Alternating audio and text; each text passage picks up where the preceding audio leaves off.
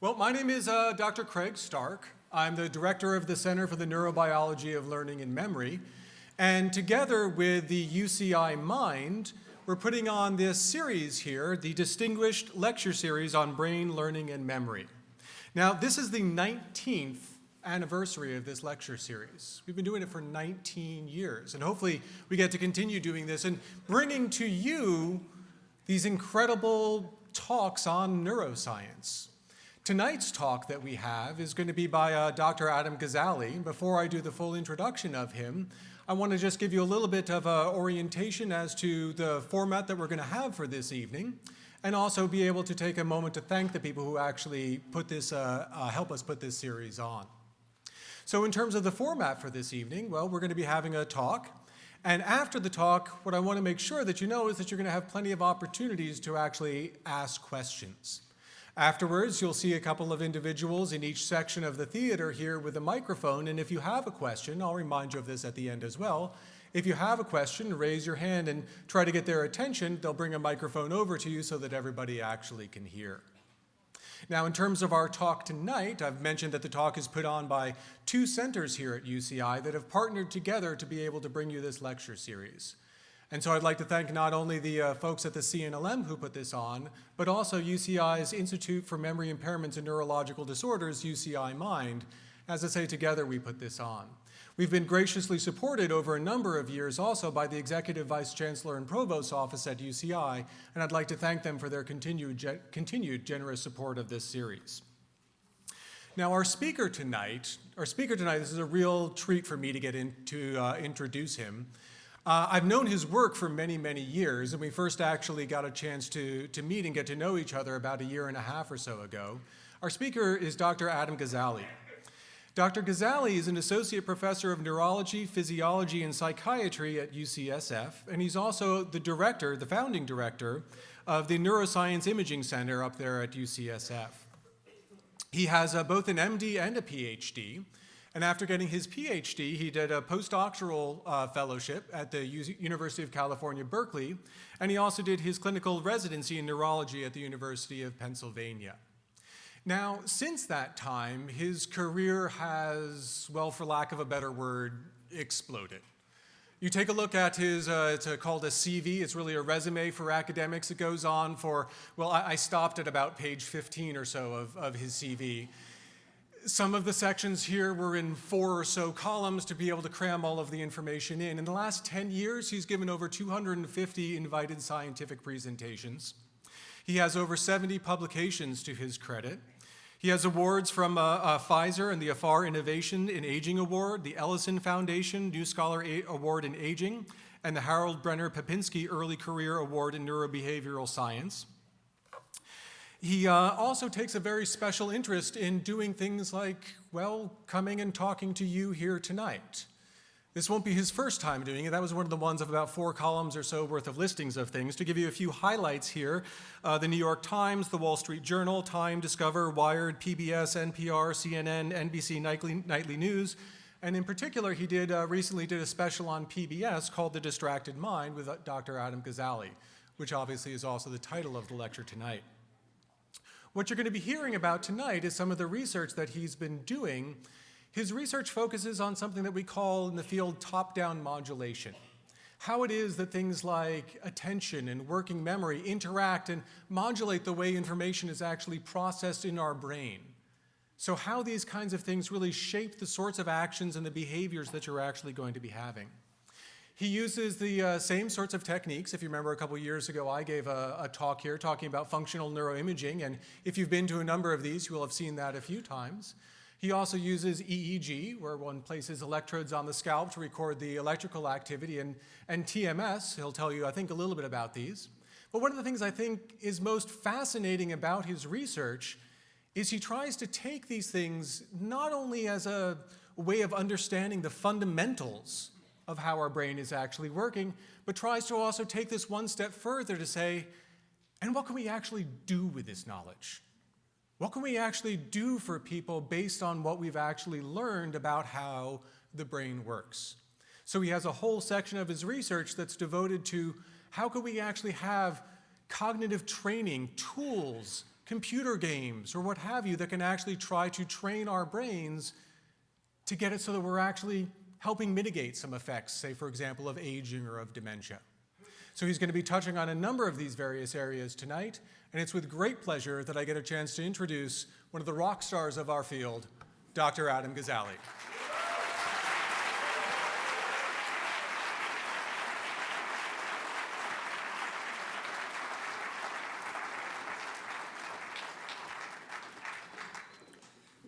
Thank you very, very much. That was an incredibly generous introduction.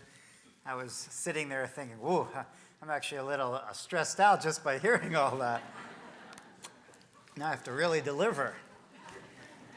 All right, well, I was actually mentioning to Craig as I was sitting there, it's so exciting for me to look around and see all of you that came out to hear about neuroscience and how the brain works and this topic of distraction that I'm going to present. I think it's such a critical time to show how much we care about science and how we feel that it impacts our lives. So it's really warming for me to see this. I'm going to give you a tour over the next hour of this topic of the distracted mind.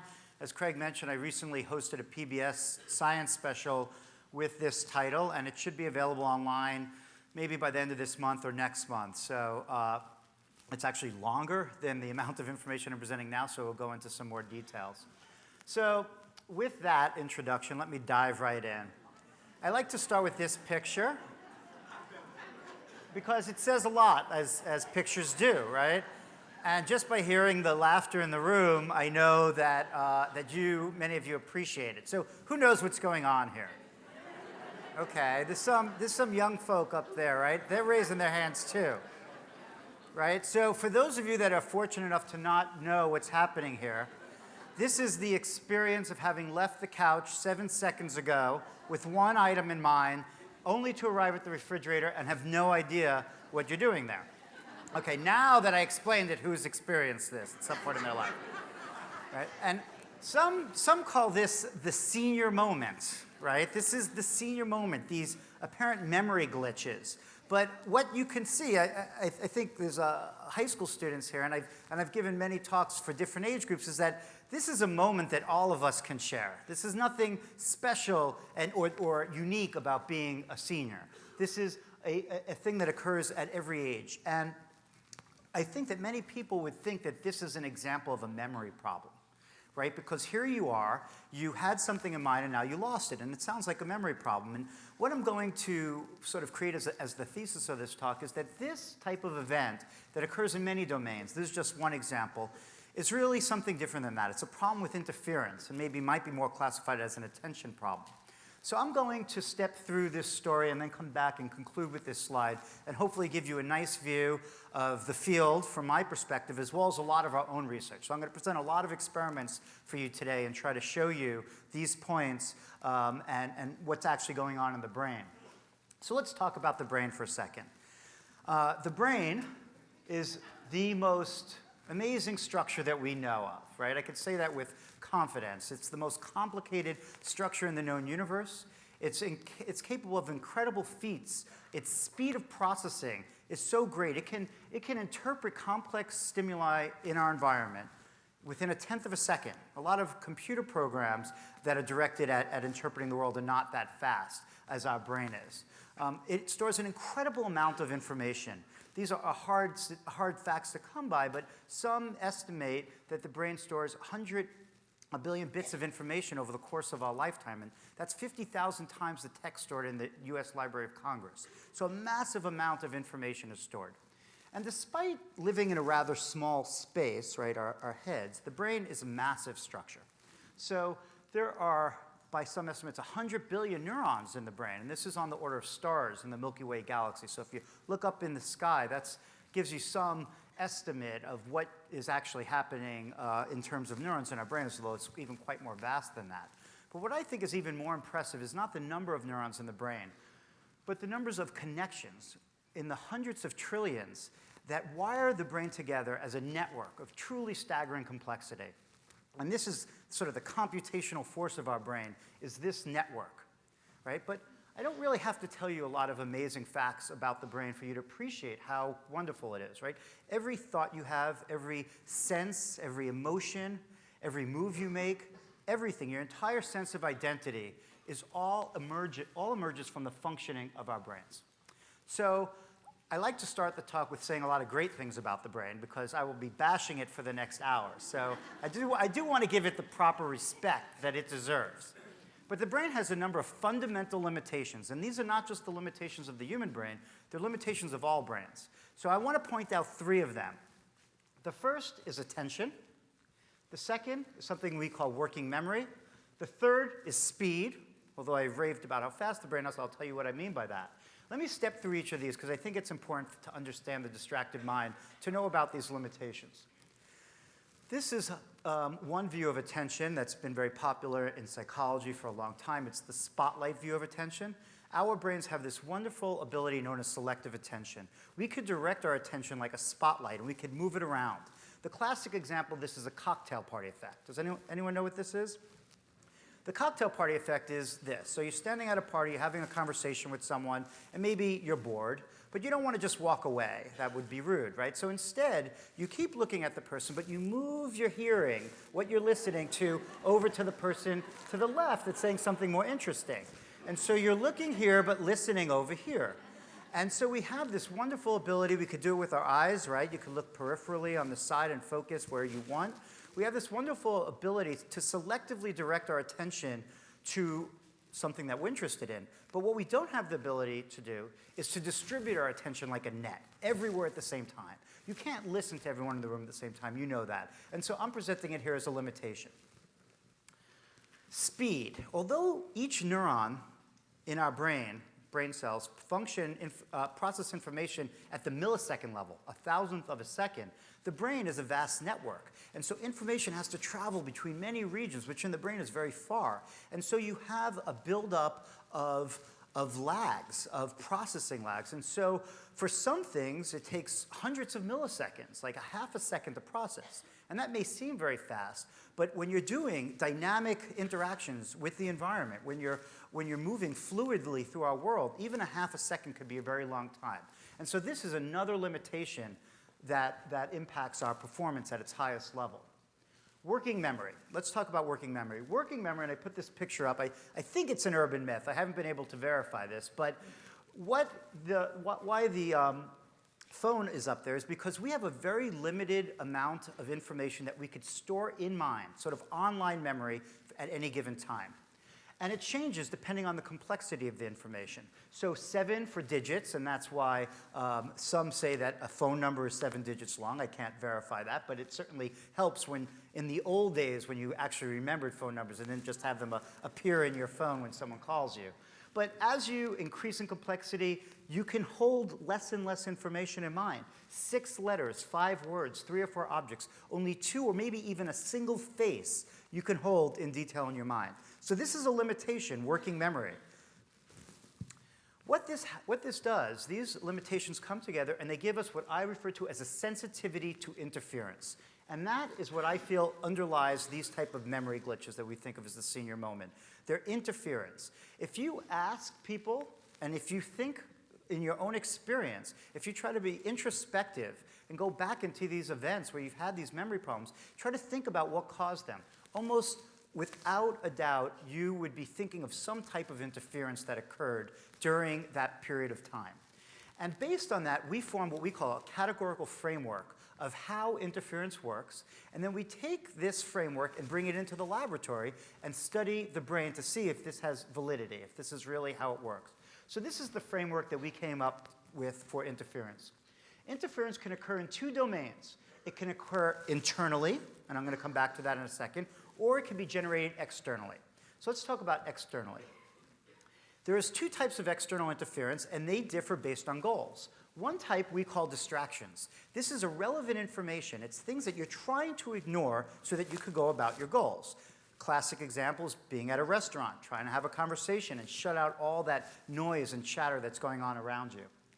But you can also decide that you want to engage in that other information as a secondary task. And we call this interruptions in our lab. It's also commonly called multitasking. It's when you think that you might be able to do more than one thing at a time, right? So now, let's go back to the restaurant example. You're at the restaurant. You already missed the waiter telling the dinner specials when they were at your table.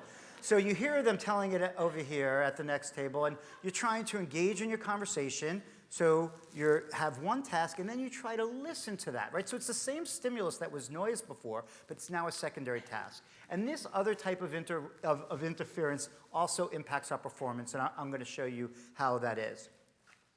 All of this can happen internally as well. You don't need a stimulus or some noise in the outside world to be distracted, right? You probably are aware of that.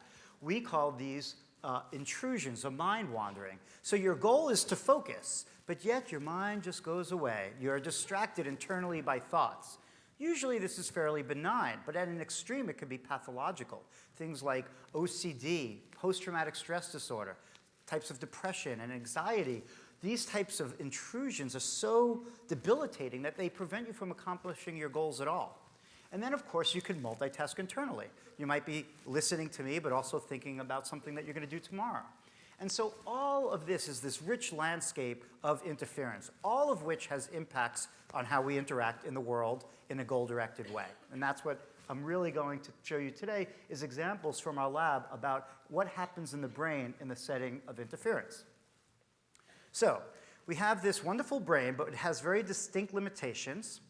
And that leads to a sensitivity to interference. How does our brain deal with this, right? So we know that the last decade has witnessed an explosion in the amount of digital media, both its diversity and its accessibility, right? So it's not just that we have a lot of media, but we have it in our pockets.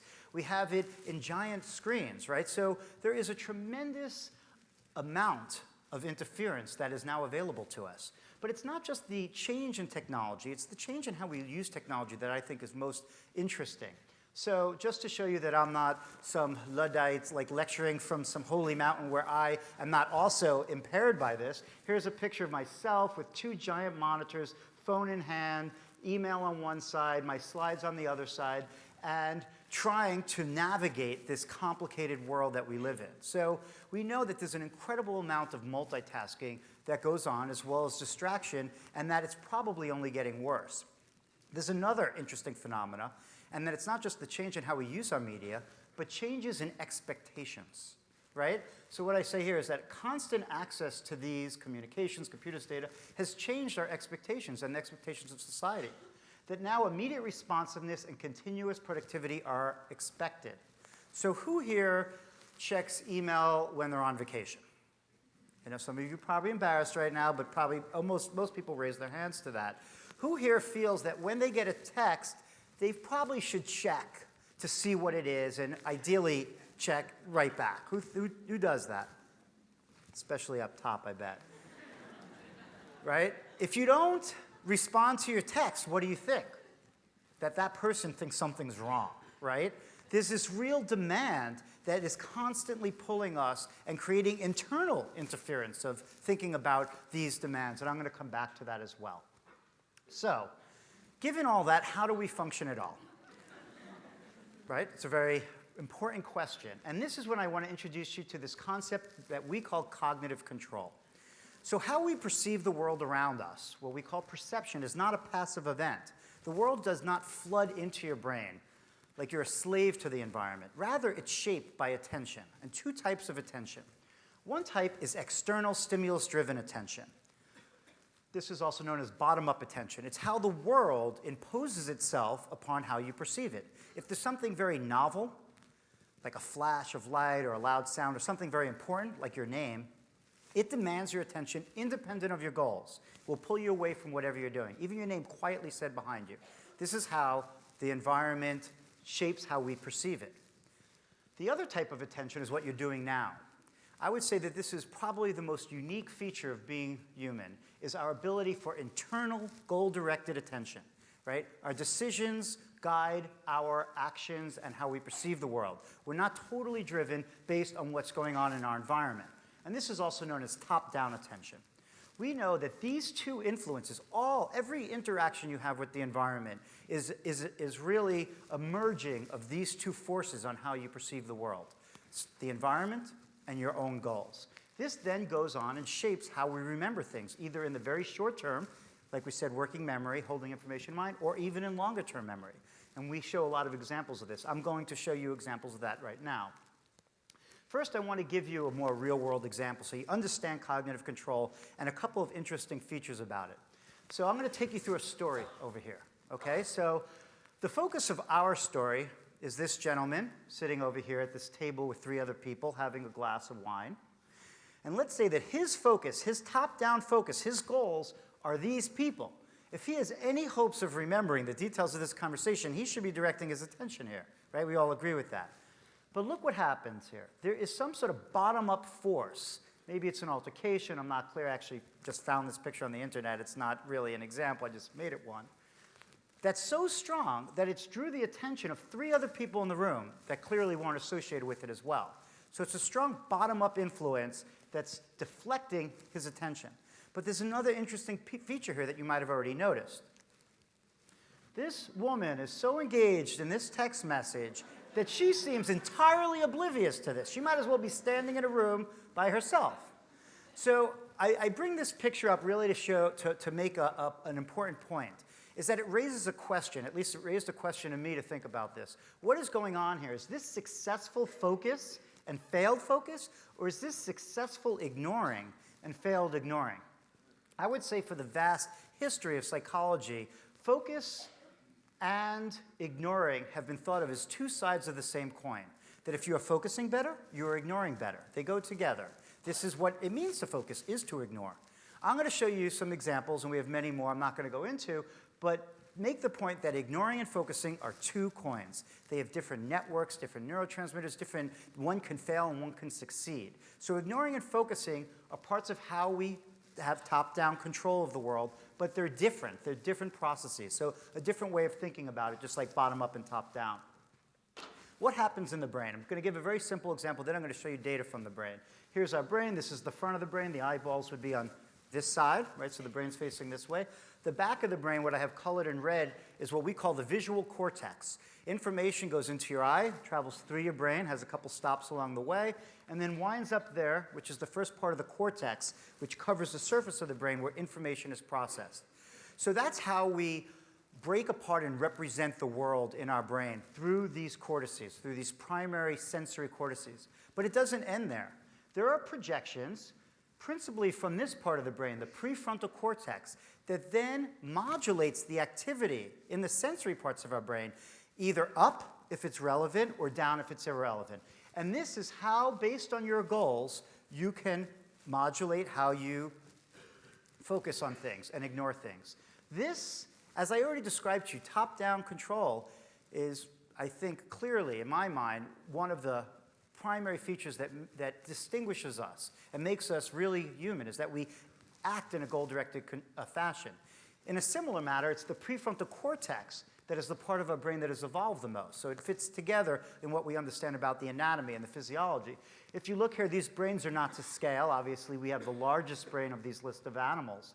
But what the important point is, the part of our brain that's occupied by the prefrontal cortex has become, you see the squirrel monkey just a very little bit, dogs a little bit more, monkeys more, chimps, good amount, but nothing compared to what the human has.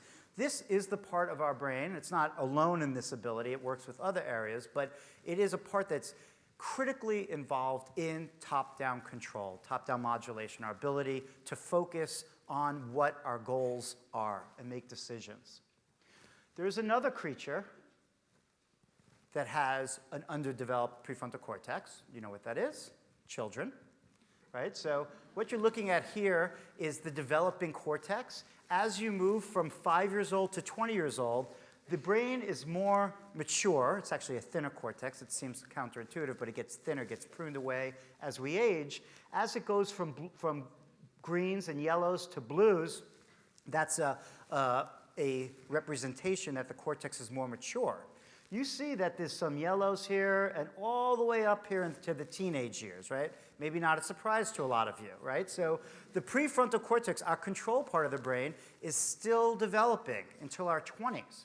And so if you think about the prefrontal cortex as the part of our brain that does top-down control, and the flip side is bottom-up, it makes sense that animals are bottom-up driven, and children are as well. I was recently, just a couple of months ago in New York, and I have a year-and-a-half nephew, and I watched him charge across the room, totally what seemed to be goal-directed to a new toy that he had. And he just charged there, and then my sister, his mom, put on the TV, and this kid loves TV. And he just stopped and looked, and that goal was done, right? The toy was non-existent. He never returned to it, right? This is bottom-up, right? Driven by the environment. They seem like they're top-down goals, but they're not. They're really driven by stimuli. So that's what the prefrontal cortex is, a part of our brain that does that. What happens when all of this interference in the world exceeds our cognitive control abilities? Well, a lot happens, and this is the main topic of the entire PBS show that I did, is trying to show this broad landscape of what is impacted in our lives when we exceed our ability to control it. I'm not going to really talk about very many of these given the time that we have together today, but I am going to come back to it. But what I'm going to spend most of my time is what I study in my laboratory, which is cognition, our ability to think and to process information.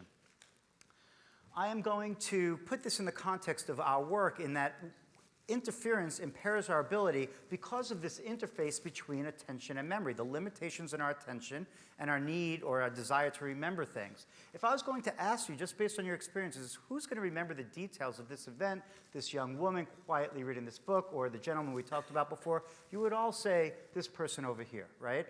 Because we know that memory does not occur in a bubble. It occurs in the context of what's going on and either our success or lack of success in focusing our attention. And I searched for a quote about this interface from a neuroscientist or a psychologist, and it was actually very hard to find. This interface is something that's only been studied more recently.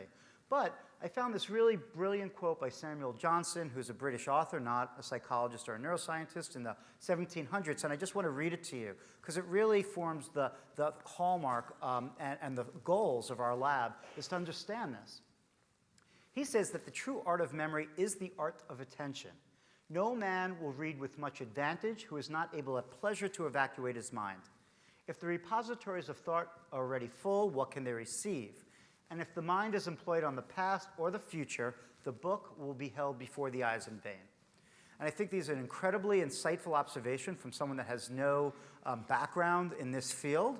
And I think there's an entire career of research experiments here that I don't know if I'll get to all of them, but I think what I'm going to do now is show you examples from our laboratories that actually hits on several of these. This is how most of the experiments in our lab work, and the 3 experiments that I'm going to show you right now. We take younger, healthy individuals, usually university students, but not exclusively, between the ages of 18 and 35, and we look at how their brains and their behavior compare to healthy older adults. These have been screened. Most of these individuals between 60 and 80, many of which are working. They do not have dementia. Many of them feel like they're still functioning at a very, very high level. And we look to see what has changed in their behavior in the context of interference. While they do experiments that we design, we study their brain with both functional MRI, which I think you've heard from Craig in previous talks, as a way that we could look at how blood flow changes in the brain, and blood flow changes in a way that's responsive to changes in neural activity. So it gives us a window into the functioning human brain while you're engaged in an activity. We could also do it with EEG, which is, you could see right here, these are 2 images from our laboratory. I think this is dragging on my shirt. Let me try that. These are 2 images from our laboratory. EEG allows us to look at electrical activity in the brain, which allows us to see when events are occurring. So EEG is really good to see when things are happening. It has something we call temporal resolution, very quick timing. When an event occurs in the brain, it changes electrical activity, and we pick it up instantly. But it's not very good to see where things are occurring. fMRI has sort of the opposite strengths and weaknesses. It's very good to see where things are occurring, but not very good to see when. So we use both of these tools. And I'm going to show you examples about how you can learn something from one and then something that contributes to your understanding from the other. I'll give you an example of that. So I'm going to go through 3 experiments that have this design. And we're going to start with 2 experiments in distraction, and then we're going to do 1 about interruption. And I'm going to have you do some of these, okay, so you can get an idea of what it's like. So remember, you would be doing this experiment laying in the scanner, and your goal here is to remember the faces. There's going to be 4 pictures that you're going to see, and they're going to be pretty fast, so pay attention. 2 are going to be faces, and 2 are going to be natural scenes, like nature scenes. You have to remember the faces and ignore the scenes. We're not going to test you on the scenes. Then there's going to be a cross on the screen, which is the time that you should be holding those faces in mind. If you can hold 2 faces, try. And then we're going to show you another face, and you have to say whether this is a new face or an old face. Okay, so yes, I saw this face before. No, I did not. Okay? Memory test, 2 faces. You can do this. All right? Okay, here we go. Remember faces, ignore the scenes.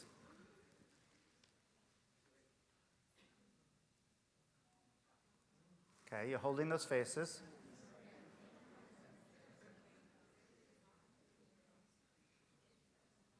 Was that the face? No. Okay. If you thought yes, do not be all concerned and make an appointment with me to get your memory checked. It takes time and practice to go through this to get used to it. No one usually gets 100% on them. But the trick here is that what we're really interested in is not just what went on when you were trying to remember those faces, but what was happening in your brain when you were ignoring those scenes, right? So what happened in your brain when you're ignoring information that you knew was irrelevant? You were not going to be tested on it. So let me show you what happens in the brain of our younger population. So this is a slice through the brain. This is the visual areas over here. And what we could look is how much activity there is across many people when they're trying to remember the scenes. So if you were in the lab doing this experiment, you would do another version where you had to remember the scenes, ignore the faces, and then a third version where you just look at the stimuli. You passively view it. You don't have to remember any of them. So if you were remembering the scenes, which is not the version you did, you would have this nice amount of activity in an area of our brain that processes scenes in the world around us. And we would see that here. Now, if you were ignoring scenes, like you just did, what should be happening in your brain is that there should be a very low level of activity, even though you saw the same amount of information. And if you were just passively viewing the material, it would be right in the middle. And what this does is it gives us a marker of enhancement or focus. How much more activity is there when you're paying attention and trying to remember something versus just passively looking at something? And suppression, which is our marker of ignoring. How much less activity is there when something is actually irrelevant to you, like those scenes were, versus passively viewing? So this is what we found in younger adults, and we published this finding as markers of top-down modulation. I mean, this, every time I see this, it still blows me away, right? This is the same information. The bottom up is the reason there's a different level of activity in the visual part of your brain is because of your goals. This is what goal-directed activity is. You have relevance to remember it in blue, and so it has more activity, and then it's irrelevant to you, so there's less activity. Let's take a look at what happens in the brain of our 60 to 80-year-olds. First, what's really fascinating is that we see that. It's basically the same. There's no significant difference in enhancement between our younger adults and older adults. But what we find with ignoring is this. So I think you can all see the finding, right? There's no suppression. So as a population, they are not effectively ignoring the information that's irrelevant relative to what they did when they were passively viewing. So this gives us a clue to what I described to you before. Focus and ignoring are not the same thing, attached as 2 sides of a coin.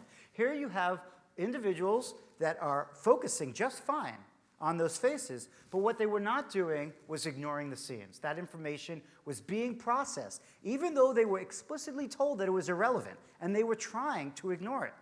So what are the consequences of that? Well, remember, this is a memory test, right? So here's the one that you did. You remember the faces, ignoring the scenes, and then we could see how well you remember the face. We found that there's a direct correlation across people between how well they suppress and how well they remember the information that they were trying to remember. Let me break that down for you. Those people that are better at ignoring the distractors have better memory for the faces that they were trying to remember. We've shown this in half a dozen experiments already, not just in older adults, but younger adults as well. Your ability to remember information over the short term is largely impacted by how well you ignore information that's irrelevant to you. That is the strongest impact. There's not that much variation across the older adults in how well they attend. They all seem to attend pretty much similarly. There's not that much deviation in a young person going from trial to trial in the experiment and how much they focus. What varies from trial to trial and across people is how much they ignore. And how much they ignore impacts how much they remember. Information gets in and it creates interference with what they're trying to remember. Here's another piece of data. A second in the brain is a long time. As I said, events take place on the order of 1,000th of a second. And so we used EEG to see when suppression is occurring in younger adults and to really see, have older adults lost the ability to suppress? And what we found was that that was not true. With EEG, we could see the timing and realize that older adults still suppress. The problem is that they don't suppress within the first tenth of a second as a younger adult does. So think about what that means. When our younger adults in this experiment are confronted with irrelevant information, within 1/10 of a second, they've already started suppressing it. Older adults don't suppress that fast. They suppress, but later in the second. And the point is that it's not just important to ignore irrelevant information, it's important to ignore it rapidly. Because if it gets in, it creates interference in the information that you're trying to hold in mind. It's harder to delete it than not let it in through the gate. So that's an example of how EEG and fMRI each contribute information to understanding how this works. Okay, that was working memory. Let me tell you an example of the impact of distraction on long-term memory. So in this experiment, if you were in our laboratory doing this, you would step into a room and you would see 168 pictures. So this has 3 crowns, 4 couches, 4 vacuum cleaners. They look like Statue of Liberties to me every single time.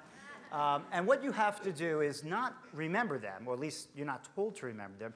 You have to make decisions. Can you carry them all at one time? Can you fit them in a shoebox? And after an hour, you step inside the MRI scanner and you do a memory test, right? Unbeknownst to you. We have you hear a name like crown. And you have to think, did you see a crown, first of all, right? So is it new or is it old, meaning that you saw it before? And if you saw a crown, how many did you see?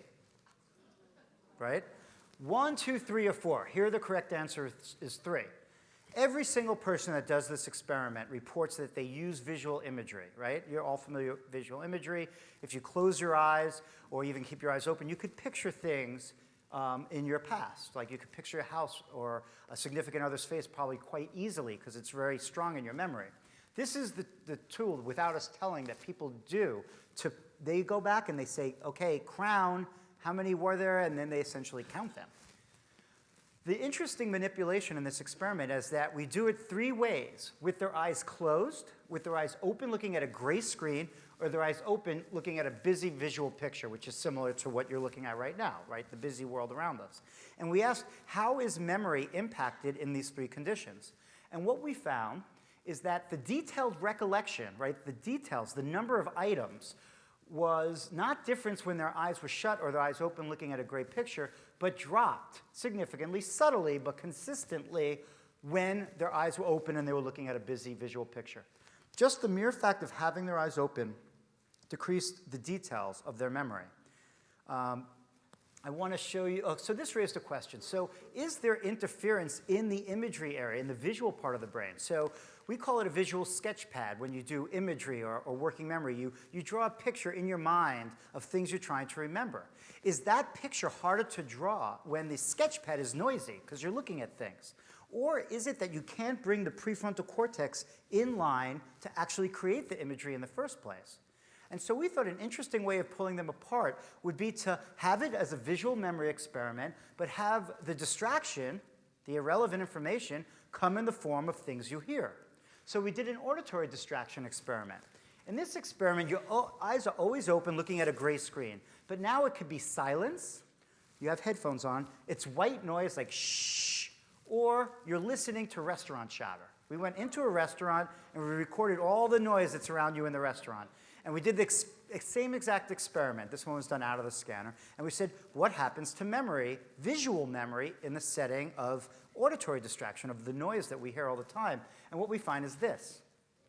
The same thing, right? It doesn't matter whether the distraction is visual or auditory. It impairs your memory in the same way. Now, I don't want this to be a message that you should walk around with blindfolds on and earplugs in, but it is, I think, a really powerful example of how exquisitely sensitive even our memory is to just the normal environmental stimuli that exist around us. And you can imagine what happens when you add in the details of how we actually interact in the world. Remember, this is totally irrelevant information. This is not multitasking. So now I want to give you an example of what multitasking is like. So here's interruptions. I'm going to have you do another experiment. I'm going to show you a face. You have to remember this face for 7 seconds, and then you'll see another face, and you have to say whether it matches or not. Very simple. One face, okay? Here we go. Let's try that.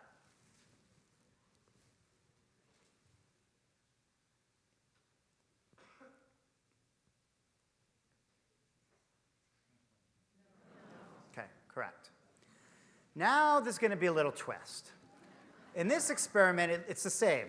See a face, remember it, respond. But in the middle, there's going to be another face that comes up, right in the middle. And you have to make a decision about that face. You don't have to say it out loud. What your decision is it a male over 20 or under 20? And then you go about the business of remembering that first face, and you respond just like you did before. So it's multitasking. You have a memory test, and you have a little decision in the middle. It would be like going from the couch to the refrigerator and having a phone call on the way, right? Okay, so let's try it out. Here we go. Remember the face.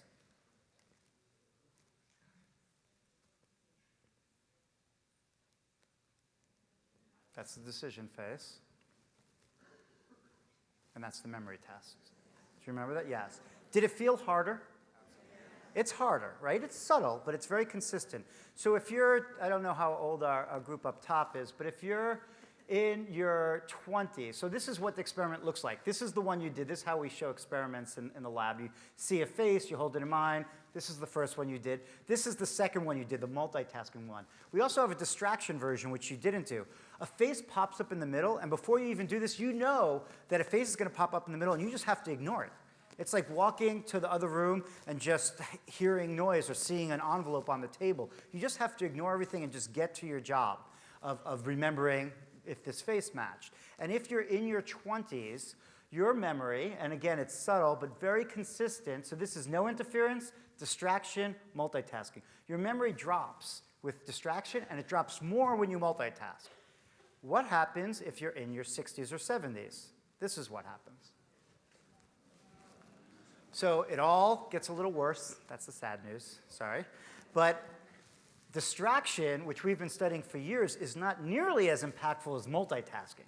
If you actually leave that task, you even get a bigger impact beyond what younger adults get. This is what we call two-way interaction, and you could see that multitasking is even more impactful than distraction.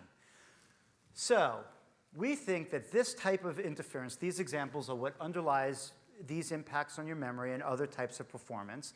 And we did all these experiments that performed in the scanner, and if I had as much time as I wanted, I'd show you exactly what's happening in the brain to lead to those problems. But I don't have time for that, so I'm just going to show you a cartoon for distraction and multitasking of what happens in your brain.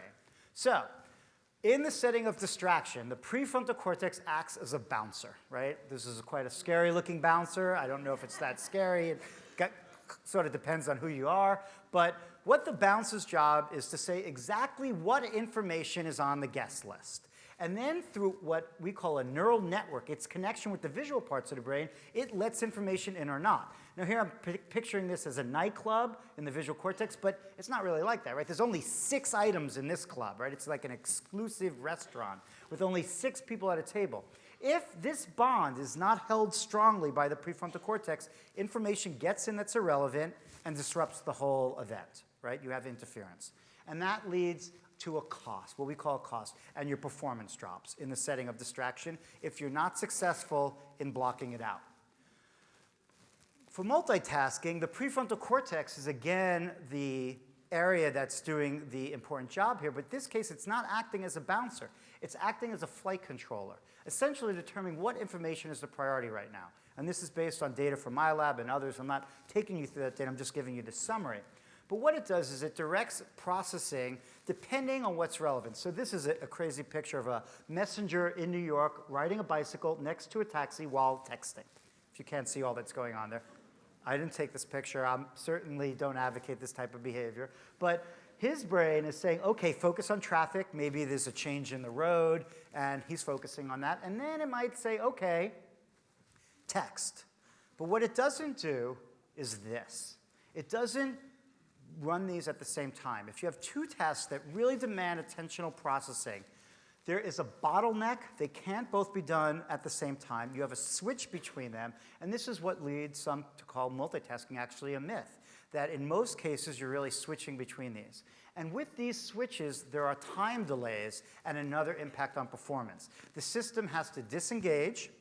It has to switch over. Something else has to be engaged. That has to disengage, and then something else has to be re-engaged. And that's what we look at in our experiments, how that switch takes place and showing that that switch gets harder as we get older. And that's why you have trouble with multitasking as you get older. And so what I just showed you were examples of the acute impact of interference, distraction, multitasking on our performance, on our memory in particular.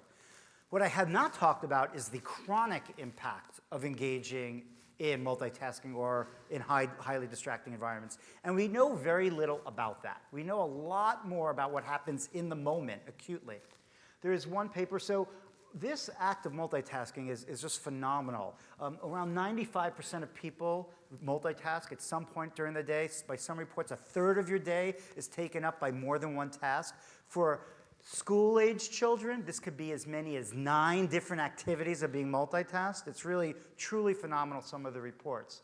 And what does this mean? Well, there's one study out of Stanford several years ago that compared through questionnaires heavy media multitaskers versus light media multitaskers based on how much media these college students reported using simultaneously.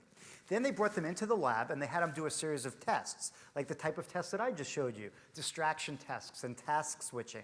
And what they found was that the heavy multitaskers were more susceptible to distraction and less effective at task switching. So it's very interesting data. Does it mean that multitasking makes you more distractible? Maybe, but maybe not, right? The data is correlational. And so maybe people that are more distractible tend to multitask more. So it's provocative. I think it's interesting. I think we need a lot more data about what this chronic impact of what it means to grow up in the modern world in terms of how your brain works. And we don't know yet. But at least this is some interesting data that's starting to emerge. There are so many other consequences. I don't have time to go through all these today. I really wanted to give you a tour of what's closest to me because we studied in our lab.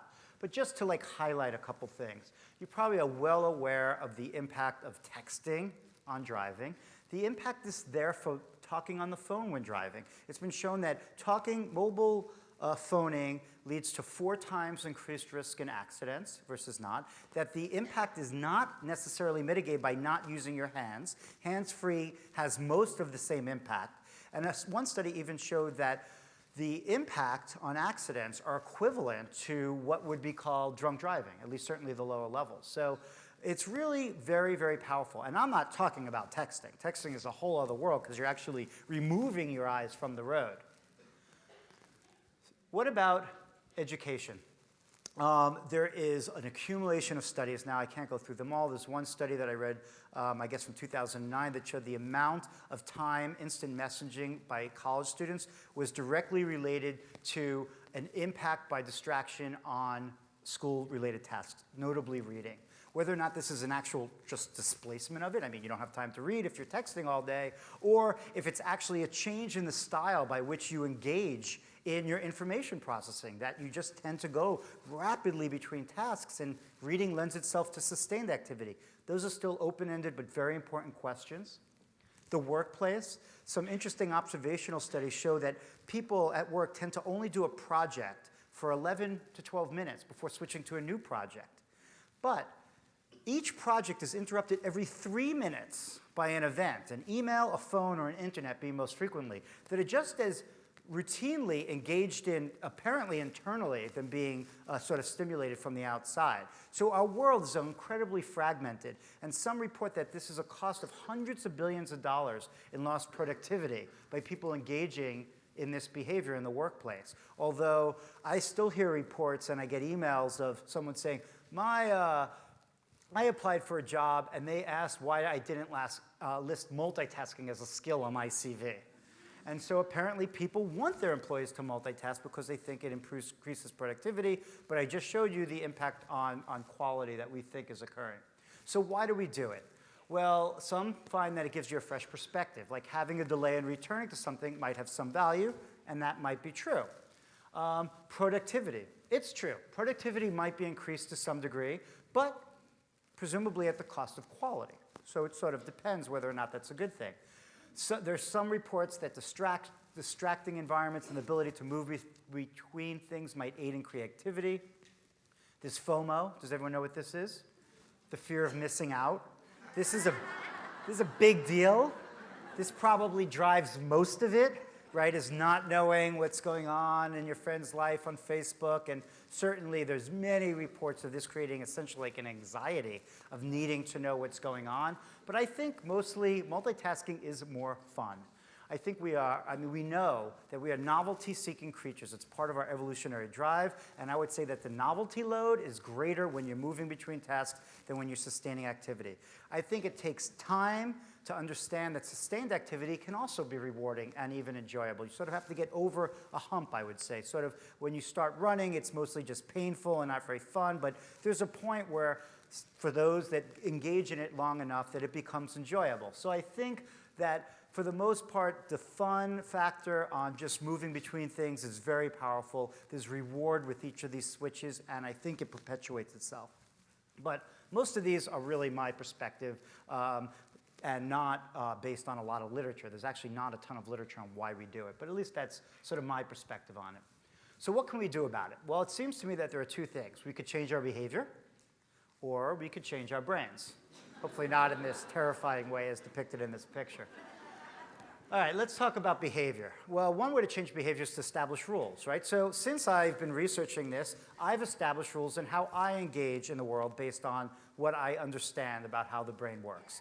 So I would not say that multitasking is always bad. I feel like many times I'm pigeonholed into trying to say that. Like I'll get a call from the media and they'll want me to say that because they're looking for that view. And I don't really have that view. I think that we base our decisions based on information, and everything has goods and bads and positives and negatives. And I would say that when you're engaged in something that's really demanding and demands high quality, especially if it has time pressure on it, you're going to do a better job if you do one thing at a time. And that's what I do. I have certain things that need to be done very well. I need to be done quickly. And I'll close my door. I'll quit my email program. I'll turn my phone off. I have gotten better at doing one thing at a time for certain periods of time. And then there might be other things that are more boring, less critical, easier, and then I'll multitask away. I'll say, for the next 3 hours, I'm just going to multitask and just do all these things. Because if I tried to do them one at a time, I would never, ever finish them. Right? So I think you can make decisions based, and these not necessarily apply to you, but at least they're ways that I think that I manage this massive flow of information a little better now. Of course, when our behavior fails through rule setting, we can establish laws. Laws already exist. Notice this sign. I probably should not have been taking this picture, but texting ticket.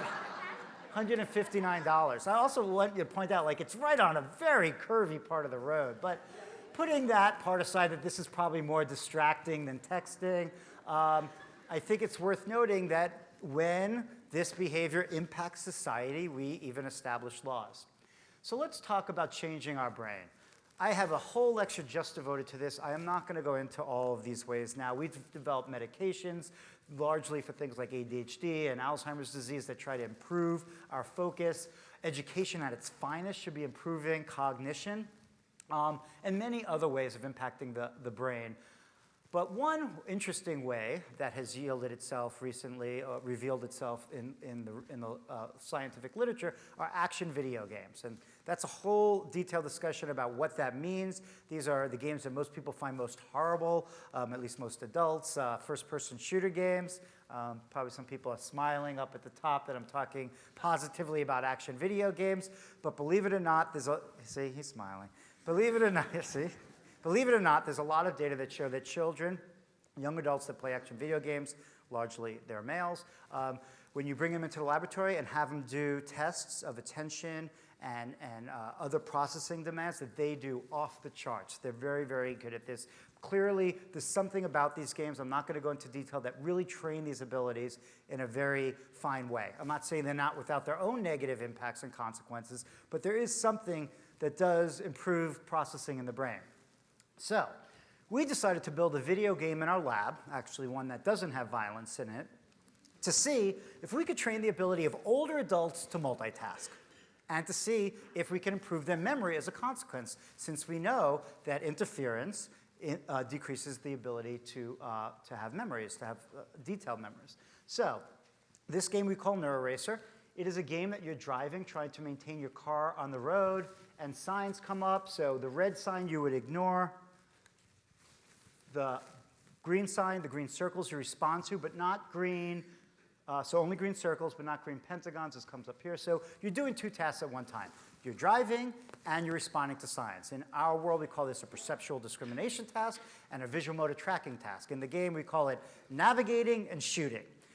And we want to see, can we have people come into the lab, look at what happens inside their brain, have them take home a laptop. We now have an iPad version of this game that we use.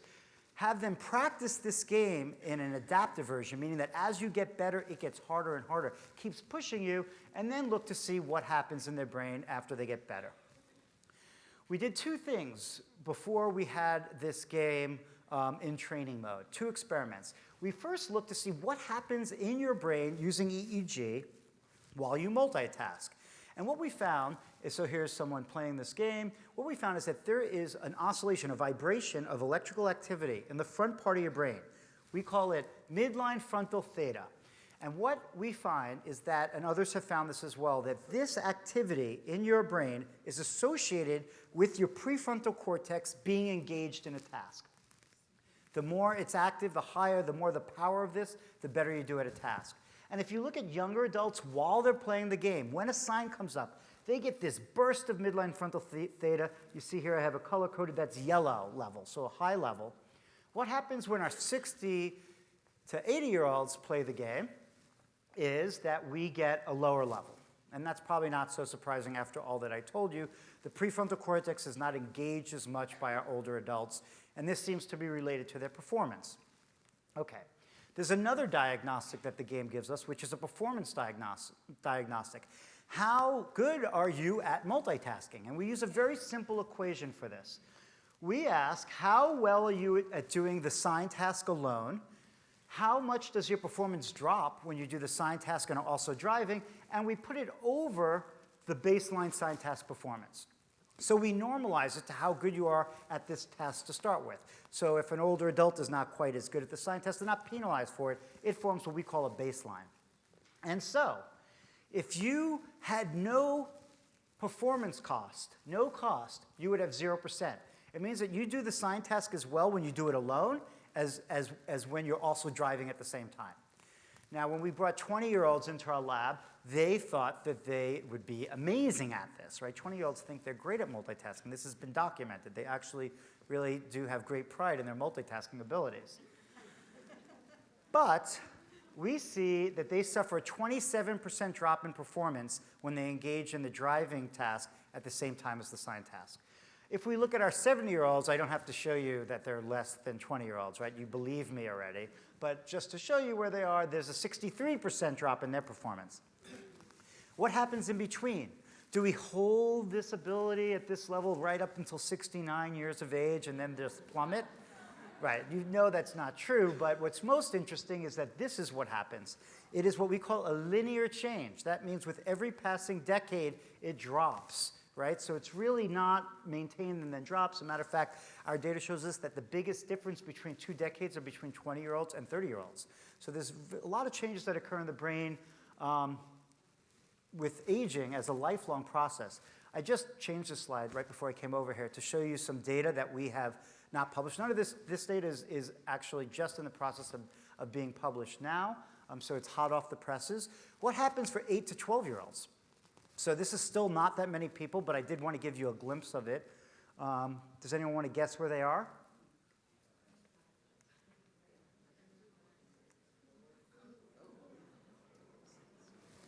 Right, so this shouldn't be overly surprising to you, right? The prefrontal cortex that's involved in cognitive control is still developing in 8 to 12-year-olds. Matter of fact, if you look really carefully, I'd say that you probably have one good week at around 23 years old, which is the peak, and that's it. That's it.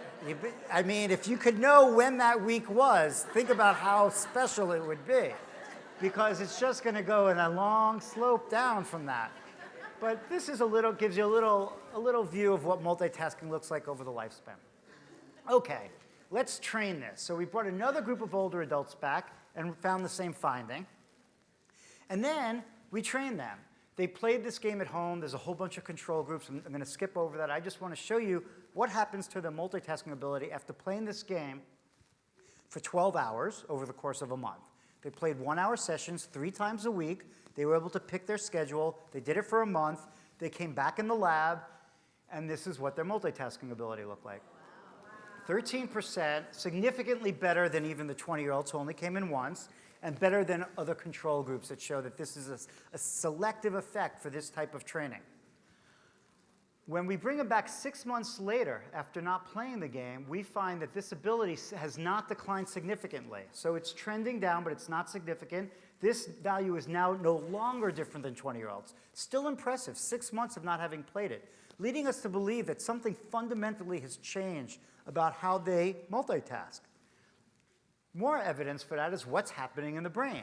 So I already showed you the midline frontal theta for younger adults. For older adults before training, what do they look like after training?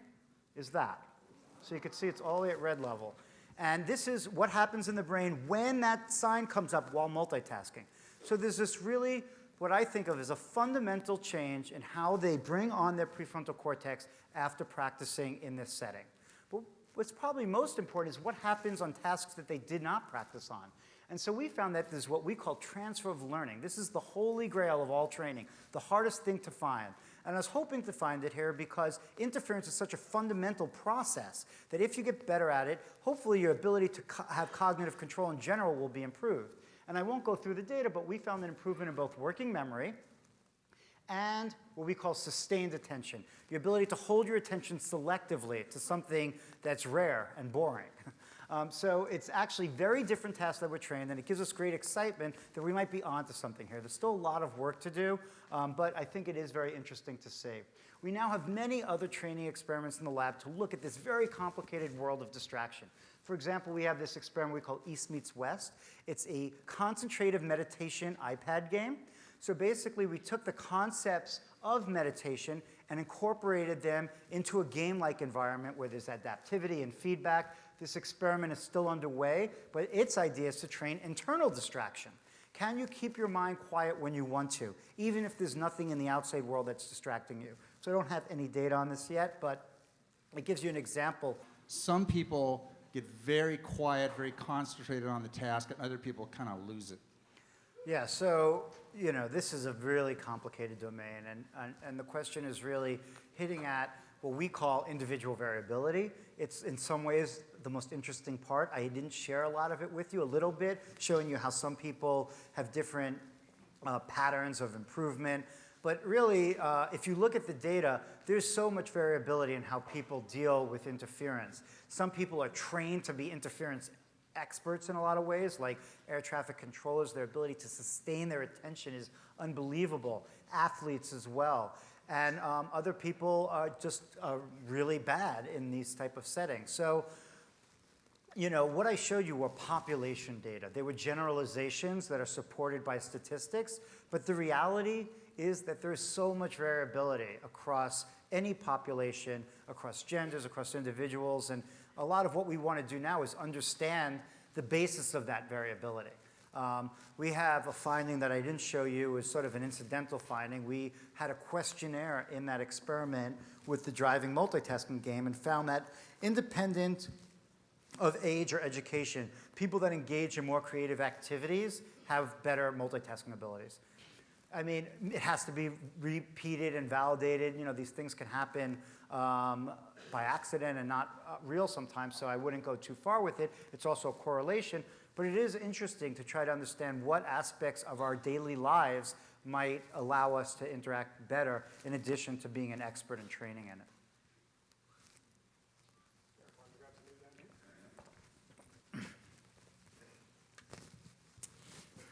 Thank you, Doctor.